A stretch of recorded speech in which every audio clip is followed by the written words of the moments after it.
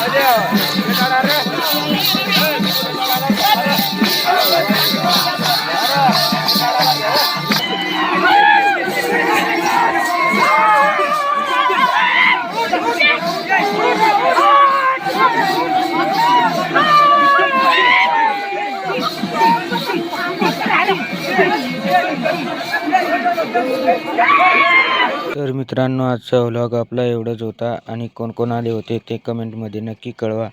भेटू आपण आता पुढच्या व्लॉगमध्ये.